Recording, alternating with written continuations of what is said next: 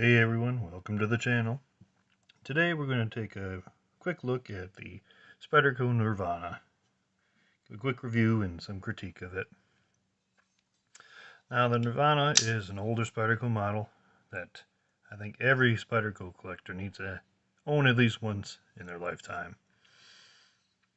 It's a beautifully shaped saber ground, drop point blade, CPM S90V, matched to an integral titanium handle with a beautiful, fractal fracture pattern, however you want to define it. It's a good size for EDC. About a 3.5 inch blade, about 8.5 inches overall, I believe. It's a model that's been known to have some lock stick, but with time, it definitely seems to work its way in. I've been carrying this one for a couple of years now, and just trying to decide if I want to keep it in my collection or not. The pattern on the blade itself is just beautifully done. It wraps around over the top and into the other side, as well as onto the lock bar itself. Everything from the clip to the blade to the scales are a deep stone wash, which gives just a nice gray overall look.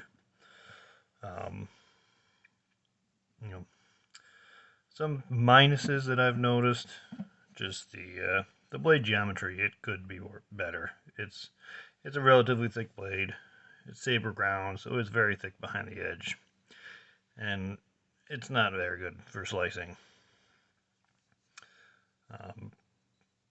Loft bar axis is good on it. The scales themselves, while being a little thin, they fill the hand pretty well. There's a few minor hot spots. These points right here at the front could be a little bit, you can maybe feel that, but it's very well rounded off there on the lock bar cutout. The jimping on the back here is nice, just fits in the palm nicely, and it gives you a good grip. Same with the jimping on the blade, right where your thumb ends up. There's not a ton more to be said about it. It's a knife that everybody should own at least once. Obviously, prices have gotten a little crazy here in the last couple of years, and they rarely go up for sale, which is unfortunate, because it's definitely something everybody should at least hold in their hand at one point in time. Yeah, my model here, like I said, solid lockup, up, down, left, right, zero lock stick, no matter how hard you open it. They did a very good job centering these. I don't feel any pivot lash at all. One thing I would have liked to see, maybe something a little more special with the pivot. Obviously, when these came out, they were, in today's terms, relatively inexpensive for what you were getting. But it would have been nice to see, an upgraded pivot screw of some sort, even if it was just stone wash, to kind of match the rest of the vibe that the knife has. But it sits very well in the pocket, with the angled pocket clip here. Just sits out of the way. Obviously, it's right hand only. Tip up. Fun knife to own. Will it stay in my collection? We'll see. I might move it along. I've gone through all my Spyderco collecting.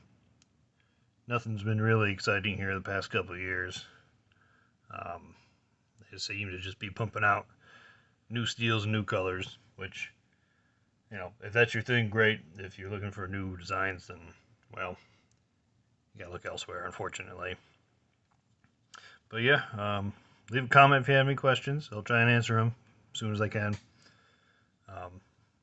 Bear in mind, this is one of my first videos, so give me a little slack here as I'm trying to get my bearings on how I wanted this channel to move forward.